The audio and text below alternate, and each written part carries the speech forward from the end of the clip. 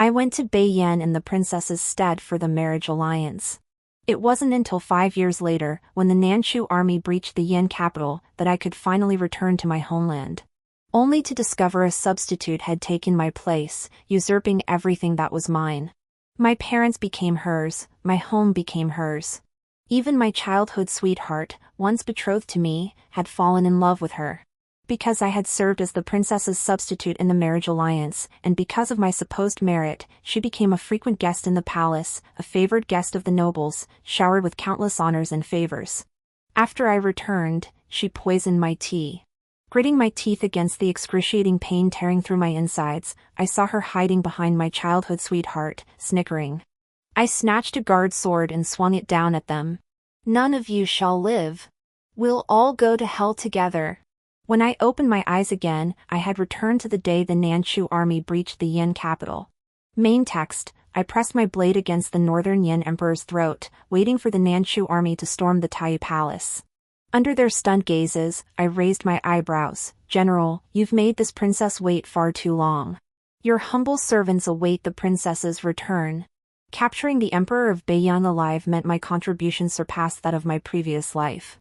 Thus, upon returning to Nanchu, His Majesty personally led all civil and military officials to greet us at the city gates. They welcomed both the triumphant army and Princess Changning, who had married for the nation's peace. 5 years prior, the emperor, unwilling to part with his own daughter, had planned to select a maiden from among his ministers' households. My father, seeking glory and riches, offered me up. The emperor adopted me as his foster daughter, bestowing the title Changning. I curtsied gracefully. "Father Emperor, your humble daughter has fulfilled her mission, aiding the general in destroying Beiyan and capturing its deposed emperor." The emperor said with satisfaction, "My child, your contribution is the greatest." That was precisely the words I sought.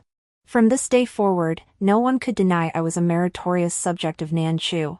That evening, a banquet was held in the palace to welcome me and the soldiers home.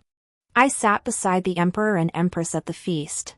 My place was at the head of the princesses. I intended for everyone to know I was no discarded pawn. Every torment and humiliation I endured in Beiyan now returned to Nanchu as my badge of honor. Whoever dared to slight me in the slightest, to utter a single word of insult, would truly be committing a grave sin. My gaze swept over the high officials, noble ladies, and young nobles seated below, locking eyes with Song Fenglis. That face, bearing 6 or 7 parts of my own likeness, curved its brows and eyes with a gentle smile, radiating 1,000 charms. Harmless in appearance, yet the very person who poisoned me in my past life. During the banquet, the emperor asked me affectionately, "Changning, your marriage alliance has served the state well. What reward do you desire?" I replied with utmost composure, "Your Majesty, this humble daughter requests a residence, that I may live out my days in peace." Those with discerning ears could hear the veiled accusation of parental neglect. Strange glances fell upon my parents, making them squirm uncomfortably. Such was their just reward. Besides, this was merely the beginning. In my previous life, after I returned safely to court, they despised me for having been the woman of the deposed Emperor of Beiyan, even wanting me to prove my loyalty through death. Song Fengli repeatedly framed me. Could they truly not see through such clumsy schemes? Upon careful examination, they were far from innocent in many matters. The emperor cast a heavy glance at my father before smiling at me and saying, "I approve." I knelt to express my gratitude. The empress said, "When Changning was betrothed, she was barely 15. Now in the prime of her youth, your Majesty might consider arranging a marriage for her." The emperor nodded thoughtfully, then asked me, "What are your thoughts, Changning?" My gaze swept over the crowd below. When it landed on Meng Huaqing, he quickly lowered his head and turned away, as if terrified I might see him and insist on marrying him. We had known each other since childhood, growing up together.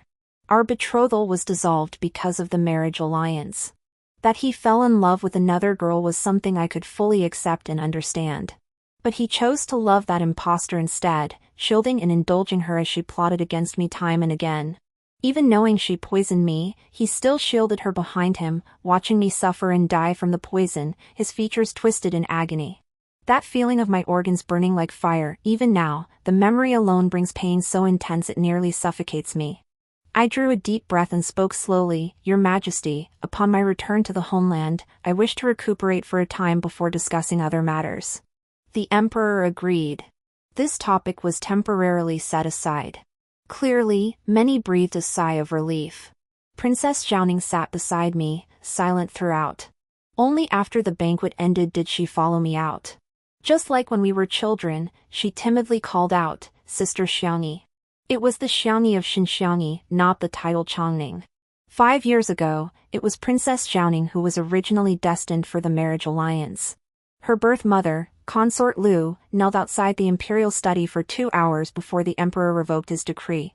The one sent for the alliance ultimately became me. Xiaoning lowered her head and said, I'm sorry. Watching her bow her head, I narrowed my eyes slightly. Resentment simmered within me toward her. Resentment that she had relished the glory of being a princess yet shirked its responsibilities. Had she not, I would never have been sacrificed. But more than resentment, I harbored hatred for my own parents. They had abandoned me for wealth and prestige. They even arranged for a substitute to torment me, ultimately leading to my death. Sister Xiaoning, I know it was my selfish cowardice that forced you into the political marriage. I don't ask for your forgiveness, only to do something for you. I fixed my gaze on her. Anything? She hesitated briefly, then her eyes hardened with resolve. Anything. I uttered a single word, good. Zhao Ning's face lit up instantly, her eyes brimming with excitement as she looked at me. I tugged at the corners of my mouth, a smile that didn't reach my eyes. Driven by guilt toward me, she had gone out of her way to aid Song Fangli, elevating an unknown woman to the center of attention among the capital's noble ladies. Now I'd see just how Song Fangli was being fawned over.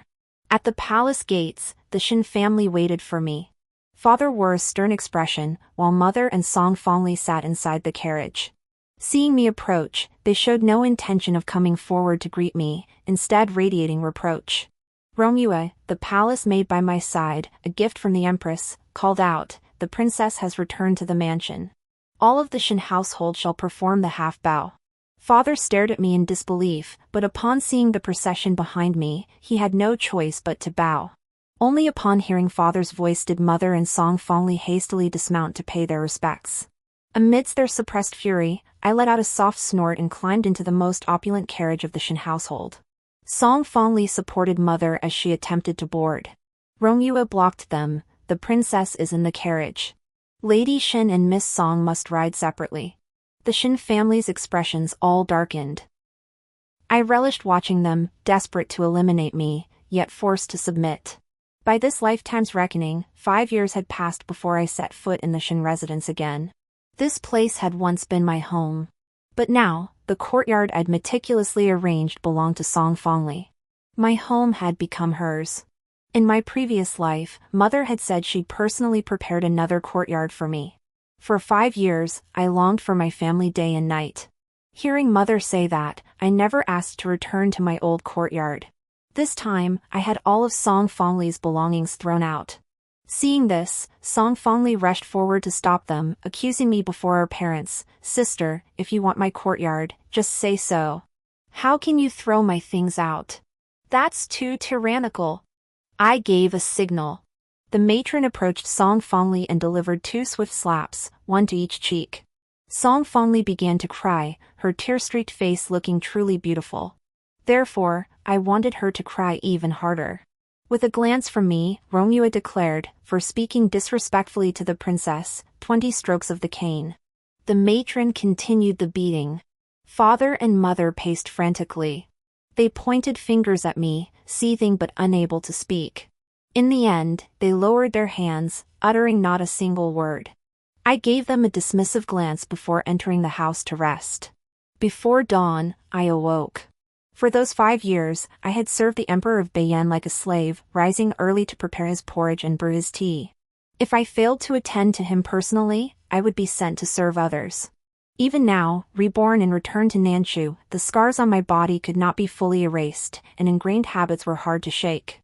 I lay awake, waiting for sunlight to stream through the window. After washing, a maid from my mother's quarters arrived to deliver a message, haughtily scolding me for sleeping late and failing to pay respects. I lifted my teacup, and Romeo struck the maid across the face. That servant had always bullied others under her mistress's authority, accustomed to arrogance. When I first returned to the estate in my previous life, she spread rumors that I was a fallen woman who should take her own life to preserve her honor. My imperial decree to marry for peace became a crime in her eyes. I was about to punish her on the spot. But my birth parents intervened, accusing me of cruelty and inhumanity. This time, after being struck, the maid jumped up and shouted, "I am the lady's maid." Romeo sneered coldly, "I am the senior palace maid assigned to the princess by Her Majesty the Empress." At the mention of the Empress, the maid instantly wilted. I had her bound and dragged to the front courtyard for public flogging. Mother and Song finally arrived swiftly. The maid clung to them like a lifeline. "Madam. Young miss. Please save me." Mother blamed me, just as she had in my past life. Her voice filled with anguish. How could I have given birth to such a creature? I lifted an eyelid, reminding her, "Without me, would you two even have the staggering wealth? I married for the nation's peace." Even the emperor called me a meritorious subject. How, in Mother's mouth, have I become a criminal? Are you saying the emperor was wrong? Mother turned pale with fright and hastily denied it. Father finally rushed back. I kindly informed him how Mother had shown utter disrespect to the emperor, daring to suggest he was wrong. Father raised his hand and struck Mother across the face. I signaled the eunuchs to release her. The two immediately began wrestling. This spectacle of dogs fighting among themselves was truly amusing. I never witnessed such a thing in my past life. What a loss. In my previous existence, I cherished family bonds too much, allowing them to walk all over me. This lifetime, I'll graciously let the matrons teach them some manners. I am a princess.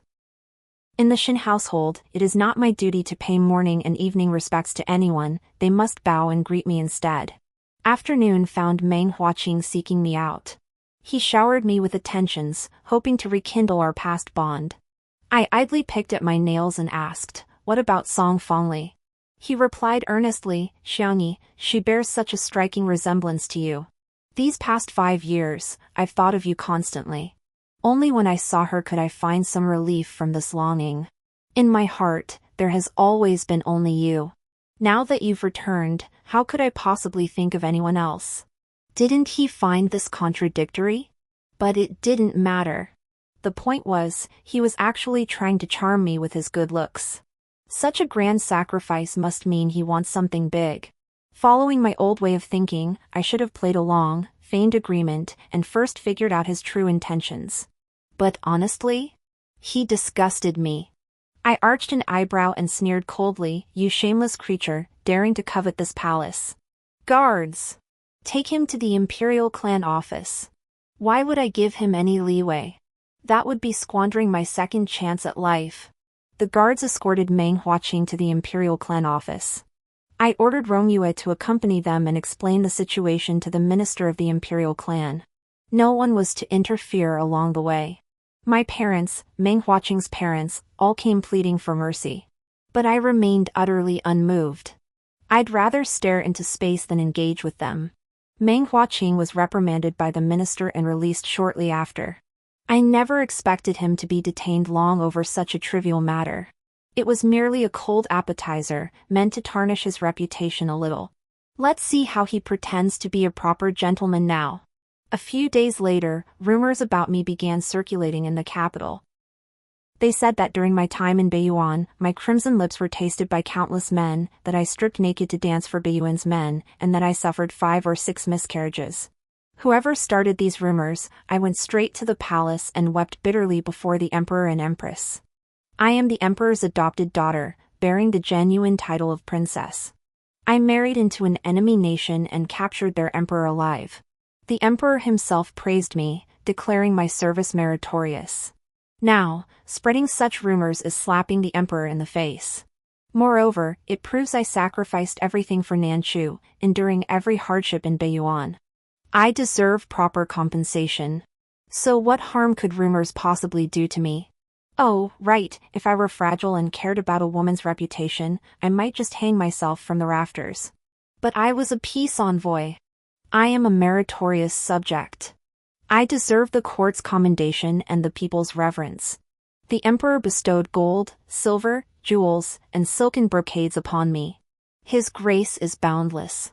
As I left the palace, my ears were filled with nothing but flattery. Even my father, upon seeing me, avoided my gaze and retreated 3 steps. I stood tall, my eyes bold and defiant. Even if those rumors were true, so what? It is these incompetent cowards hiding behind women who should be ashamed. Within 2 days, the Ministry of Justice traced the source of the rumors. Meng Huiqing confessed he had sent men to spread them. He sought revenge, aiming to ruin my reputation. Meng Huiqing was stripped of his office. His father was also reprimanded by the emperor and fined a year's salary. The princess's mansion was completed. I chose an auspicious day to move in. Gifts celebrating my new residence arrived in an unending stream. I hosted a banquet in gratitude. Guests thronged the place, filling the courtyard like a bustling marketplace. My parents and that stand-in also arrived. My mother approached me, cleared her throat, and said, "Xiaomi, you really are something. With so many distinguished guests present, how could you possibly sit in the seat of honor yourself?" I narrowed my eyes, gazing at her coldly. Yet, relying on her status as my mother, she failed to read the room, insisting on putting on airs before me. I scoffed coldly. 5 years ago, when father sent me on the marriage alliance mission, what did you say to me, mother? Mother's eyes darted nervously, scanning the room before she involuntarily took a half-step back. In front of everyone, I didn't mind jogging her memory. Mother said, "You and father raised me. By sacrificing myself for the Shen family's wealth and prestige, I repay your kindness. From now on, you must treat me as if I never existed. You also said I was wicked-hearted, and your greatest regret was not throwing me to my death right after I was born." The entire hall gasped, whispers erupting like a storm. Besides, no matter what others say behind my back, I am the adopted daughter of the current emperor, Princess Changning. Those slanderous words, taken to their extreme, amount to the crime of high treason. Mother's face betrayed her discomfort. She looked awkward, wanting to lash out at me but dared not. In the end, she could only sit back down, her expression sour. Father, Mimi, remained hidden. Not only did he fail to comfort mother, but he even told her to behave herself, as if he alone possessed reason. Truth be told, he was just a lowlife. Song Fongli approached Princess Xiaoning and said affectionately, "Princess, it's been some time since we last met. I've recently mastered 2 new pastries from the south and would like to offer them for your tasting." She sought to solidify her position through Princess Xiaoning. 5 years had indeed been a long time. So long that Song Fongli had forgotten her own status, forgotten who it was that had secured her place among these imperial relatives. Xiaoning gave her a cold stare. "If you wish to work in the imperial kitchen, ask any of the princes and ministers present here, which one would be willing to recommend you." Song Fongli froze for a moment, then lowered her eyes slightly. A single tear gathered at the corner of her eye, poised to fall, making her appear even more pitiful and deserving of sympathy. "Unfortunately, I'm the least inclined to pity the weak." I scoffed, offering her no pretense of kindness. Then I picked up the peeled tangerine before me, split it in half, and offered one to Xiaoning. "Xiaoning, I can't finish this. Have half." Xiaoning's eyes lit up instantly. She scampered over, sweetly saying, "Thank you, Sister Xiaoning." Just as I'd hoped, Song Fongli's face turned ashen. I curved my lips into a smile and motioned for Xiaoning to sit beside me. She sat down obediently, overwhelmed by the sudden favor. Xiaoning's attitude spoke volumes. I wanted everyone to know, I was back, and no one could ever replace me. Let's see who will still fawn over Song Fongli, rushing to offer her a life of wealth and privilege. When Song Fongli returned to her seat, those who had been chatting and laughing with her moments before all fell silent. Her mother pulled her hand close, whispering to her, her voice shifting between heartache and fury. It was laughable, really. I endured every hardship, while they lived in luxury off the wealth I earned for them. Yet instead of gratitude, they wish me dead. Is such injustice even possible? I can't help but wonder, am I truly their biological daughter? It feels like Song Fongli is their real daughter. And I'm just an adopted child. Song Fongli has climbed higher on the social ladder. Among her protectors now stands the fourth prince. She dances before me, falsely accusing me of pushing her into the water. Of course, I had to make it stick. I grabbed a fire poker and held her underwater, making her swallow several mouthfuls of water. She threatened me, Xinxiangyi, if you dare do this to me, the fourth prince won't let you off. Too bad for someone like me who's got nothing to lose, I've got nothing to fear. Every time she surfaced, I pushed her back down. I curled my lips. Curious why the fourth prince hasn't shown up to rescue his damsel in distress? She glared at me with the last of her strength. I graciously informed her, because he's busy flirting with a beauty. Song Fongli finally looked scared and screamed for help. The one who came to her rescue was Meng Huaqing. Knowing full well that Song Fongli and the fourth prince were involved, he still shielded her. With a pained expression, he pulled her ashore and wrapped his own outer robe around her. He turned to me, his voice filled with anguish, "Xiangyi, we grew up together. If you have grievances, take them out on me. Don't hurt others. All right, you go die first." I readily took the fire poker in my hand and struck him with all my might. Meng Huaqing was beaten into silence. Song Fongli trembled violently, tears streaming down her face. Seeing their pain filled me with joy. Until the general seized the fire poker, snatched it away, and threw it aside. A flash of triumph flickered in Meng Huaqing's eyes. No wonder he didn't fight back, he'd been waiting for me here all along. But did I fear him? 5 years ago, after his defeat, the general personally led the escort to deliver me to Beiyan for the marriage alliance. At the border between our two nations, I spoke only these words to him: "Send me to secure the state." Where might I be of use to the general? The mighty, unyielding general's eyes reddened. Kneeling at my feet, he solemnly swore to rally his forces and bring me back to Chu.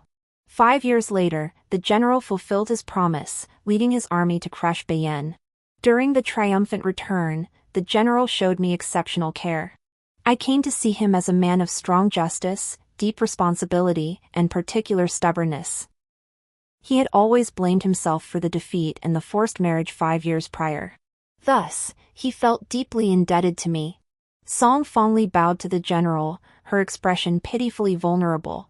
Meng Huaqing, despite excruciating pain, also offered her thanks. The two looked like a pair of star-crossed lovers. And I? I was arrogant and ruthless. The general shook his head and sighed, then dismissed Meng Huaqing and Song Fongli. Once they were gone, he bowed to me and said, "Princess, I have 2 sons. My eldest has distinguished himself in battle and now serves as a guards general.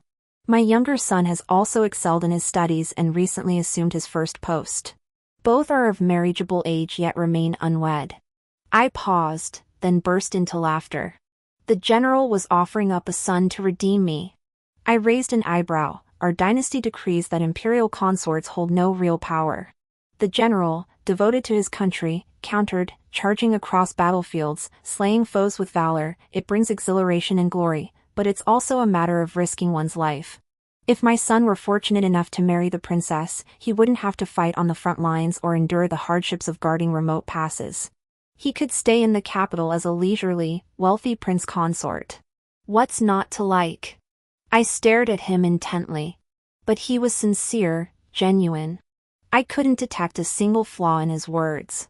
He was a great general who had fought on the battlefield. The defeat and forced marriage 5 years ago were due to the southern Chu court's internal strife, which scattered their forces and allowed them to be defeated piecemeal. It wasn't his fault. On the contrary, over these past 5 years, the general had managed to rally his forces, gather a large army, and break through the northern Yan defenses. That was his skill. He led his troops to escort me back to Chu. He had both merit and kindness. He defended the borders, his entire family loyal and valiant, the pillar of Nanchu, a hero in the people's hearts. After my rebirth, I wanted to curse everyone, even dogs passing by.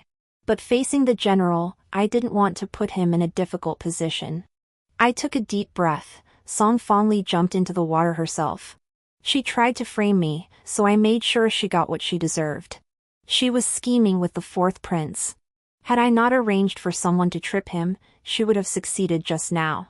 If the fourth prince had confronted me, I truly wouldn't have known how to handle it. The general remained silent. He still believed I was in the wrong. I lowered my gaze and turned to leave.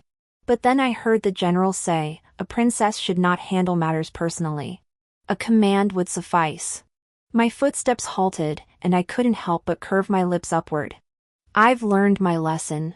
During the palace greeting, I encountered the fourth prince's consort in the empress's chambers. We'd crossed paths several times before at court banquets and aristocratic gatherings, so we weren't entirely strangers. As I knelt to pay respects to the empress, the fourth prince's consort knelt alongside me. She seemed to want to speak with me privately. She caught up to me and motioned for her attendants to keep their distance. Then, as if delivering news, she said, "Changning, the fourth prince intends to petition the emperor to make Song Fongli his secondary consort. I fear she will inevitably cause you trouble in the future." I blurted out, "Miss Song is charming and lovely. His Highness is truly fortunate." This left the fourth prince's consort momentarily speechless. After a long pause, she dropped her feigned concern and said, "We both know exactly what sort of person Song Fongli is. If she becomes a prince's secondary consort, you'll have to think twice before dealing with her." I remained unmoved. I'm a princess married for the sake of the nation. What can she do to me? At worst, I'll just shut myself away and live my own life. Changning. Fourth prince's consort, rest assured. Changning won't hold a grudge against you or the fourth prince because of Song Fongli. Only then did the fourth prince's consort urgently plead, "Changning, please help me. Song Fongli must not enter the prince's residence." Now that's more like it. If you're going to ask for help, you need to show some humility. No one gets to use me as a pawn for free. I replied calmly, "To my knowledge, the fourth prince already has a secondary consort, along with several concubines and attendants. Why does the fourth prince's consort single out Song Fongli?" The fourth prince's consort hooked her arm through mine and leaned close to whisper, "Just this past New Year, at Zhaoning's birthday banquet, I saw her with the second prince. They were intimate." I tilted my head slightly, studying her intently. She continued, "The entire capital believes Meng Huiqing regards her as your substitute, that they are a pair.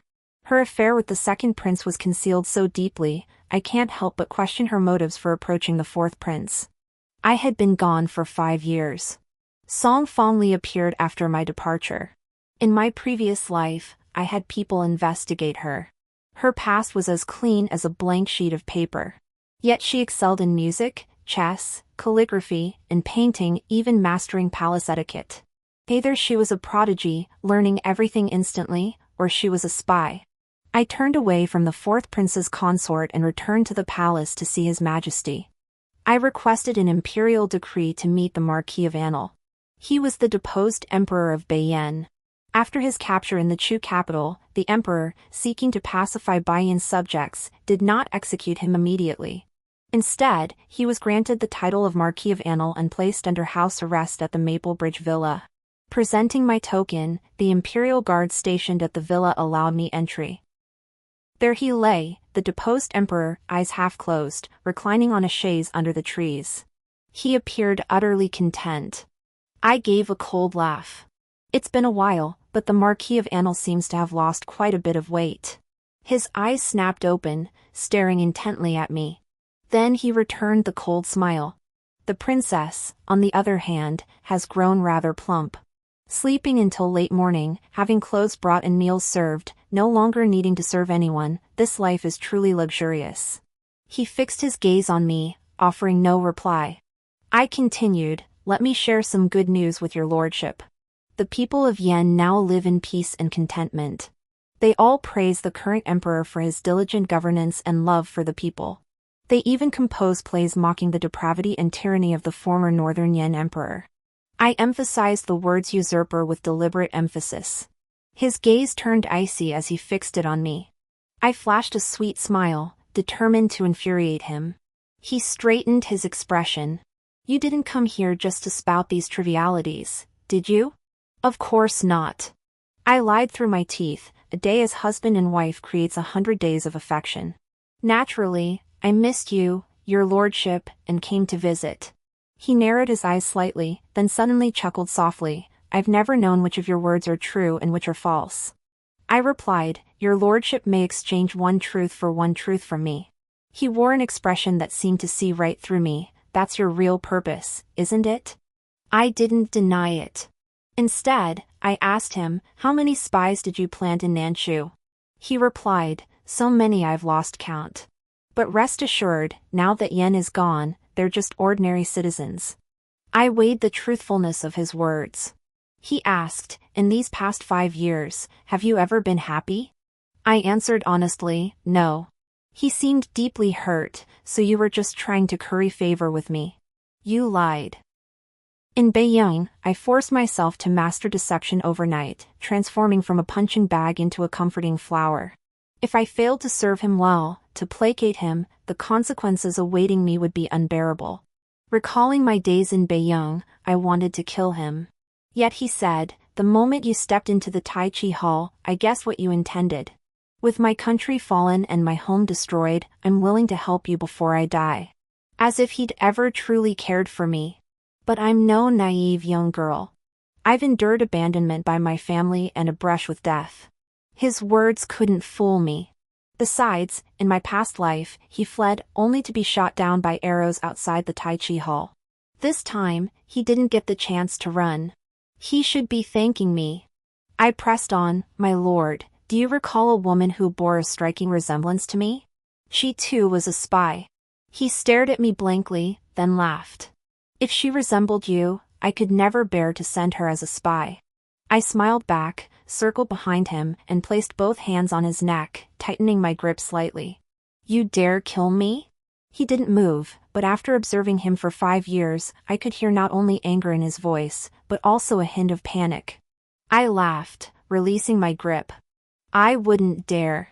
I just wanted to scare him. Because he used to love scaring me. He'd say that if I disobeyed or misbehaved, he'd send me to the barracks. He'd also threatened to execute all the attendants who came with me for the marriage alliance, burdening me with countless lives on my conscience and turning me into a criminal. Being at the mercy of others is like being fish on the chopping block. Now that the tables have turned, it's rather amusing. Let me calculate, how many more days does he have left?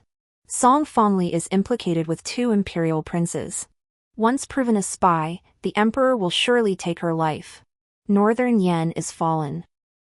As Princess Changning, who spent 5 years in Northern Yen through marriage alliance, proving someone in Northern Yen spy, is that truly difficult? Of course not. After leaving Maple Bridge Villa, I detoured to the Supreme Court of Justice before returning to the princess's mansion.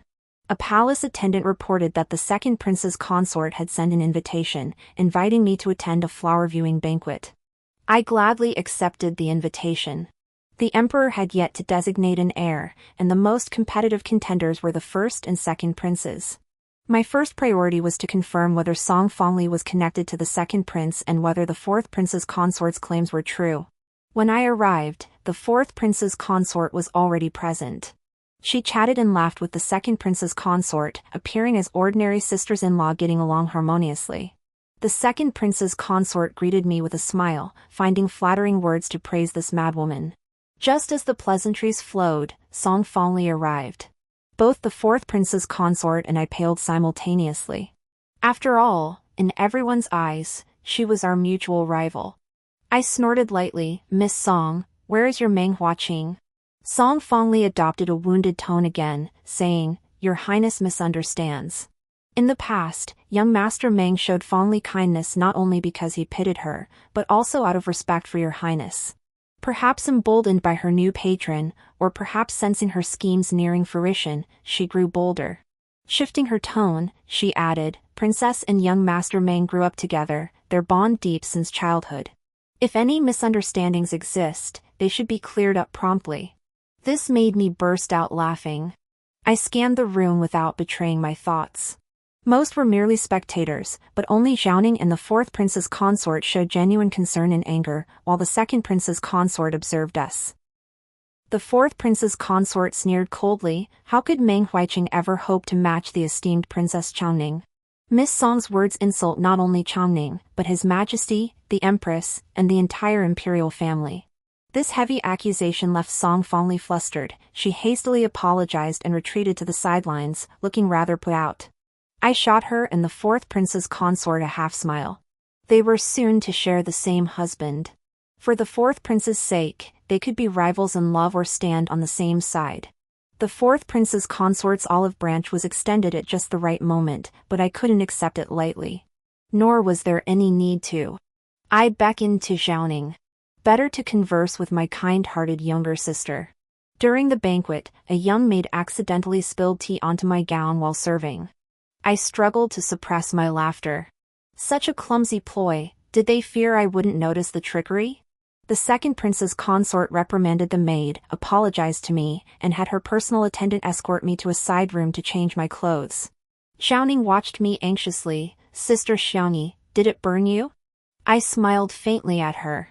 It was lukewarm, not hot. Xiaoning visibly relaxed. I told her, Xiaoning, accompany me. Yes. Xiaoning agreed without hesitation. The fourth prince's consort, however, interjected. I was just about to ask Xiaoning to play a few rounds of leaf cards. Go quickly and return soon. Had she not added that last bit, I would have suspected her immediately. The maid led us to the side room, took the clothes from a young servant, handed them to Romue, and said respectfully, Please change, princess. I'll wait outside. Xiaoning scratched her head absent-mindedly. Sister Xiaoning, I'll wait for you by the screen. I chuckled softly. A little water? The breeze will dry it in no time. Huh? I made a shushing gesture, motioning her to follow me quietly to the window. Not far away, someone was waiting. The silhouette was unmistakably male. Xiaoning was kind-hearted and unsophisticated, but having grown up in the palace, she could easily piece together the situation from earlier clues. A knock came at the door. The second prince's consort fears the princess might catch a chill. She specially sent me to deliver a bowl of ginger soup. Romue opened the door. It was another maid from the second prince's consort's entourage. In front of the maid, I took 2 sips and casually set the bowl on the table. The maid said, Princess Xiaoning, the fourth prince's consort has inquired about you twice already. I feigned dizziness, clutching my head and saying, Xiaoning, go accompany the imperial sisters-in-law first. I'll rest a bit and join you shortly. Xiaoning followed the maid out.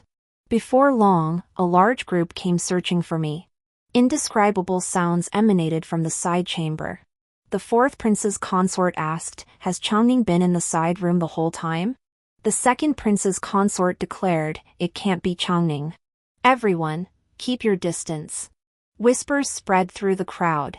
After all, she's been married to the Northern Yan for 5 years. She's long since lost all sense of propriety and shame. She's even disobedient to her own parents. Those rumors before weren't entirely without basis. Who knows? She's not a real princess anyway. After something like this, how can she ever show her face claiming to be a princess? Behind them, Xiaoning's eyes reddened, her anger surpassing even mine. I urged her not to be upset, then curved my lips and called out, I was just looking for you all. I wondered where you'd vanished to, turns out you were here. Everyone turned around, staring at me in disbelief. Voices continued leaking out from the side room. The 2 imperial consorts exchanged glances, their expressions darkening as they abruptly pushed open the door and stormed inside. True sisters-in-law, even their expressions and movements were in perfect sync.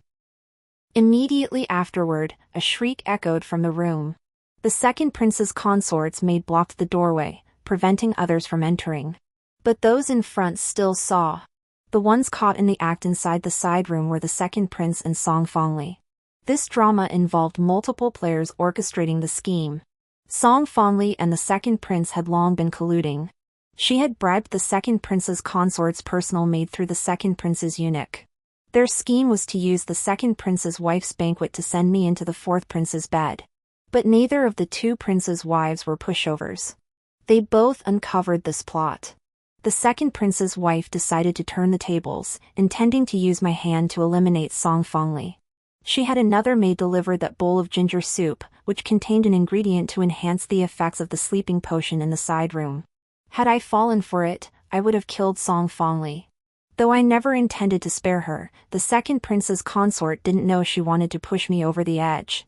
The fourth prince's consort also sought to eliminate Song Fongli. After the maid splashed water on me, she deliberately warned me of the deception. She planned to lure Song Fongli over, then orchestrate the fourth prince's death to make him the second prince. After I finished speaking, Xiaoning fell silent for a moment before asking, "Sister Xiaoning, are you feeling well?" I lowered my gaze slightly. "That sleeping potion? I've smelled it countless times in the Northern Yin Palace. The faint scent in that side room wouldn't even heighten passion when the mood is right, it couldn't possibly harm anyone. The real potent ingredient was that bowl of ginger soup." I pretended to take 2 sips, then forced the rest down Song Fongli's throat.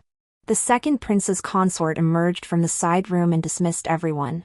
When her gaze met mine, a flash of viciousness flickered in her eyes. I raised my eyebrows at her and offered a radiant smile. The goal? To feel refreshed and invigorated myself, while driving others to illness with rage.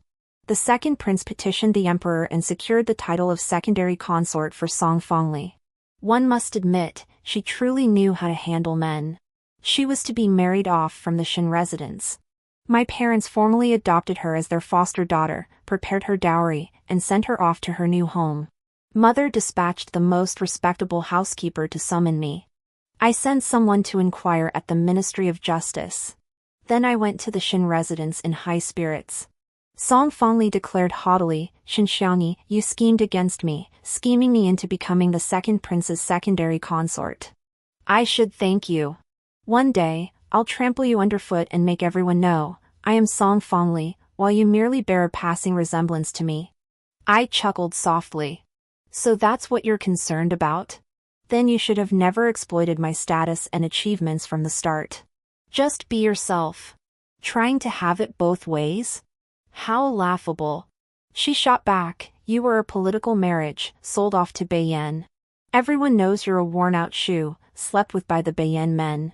And you actually think you're some kind of hero?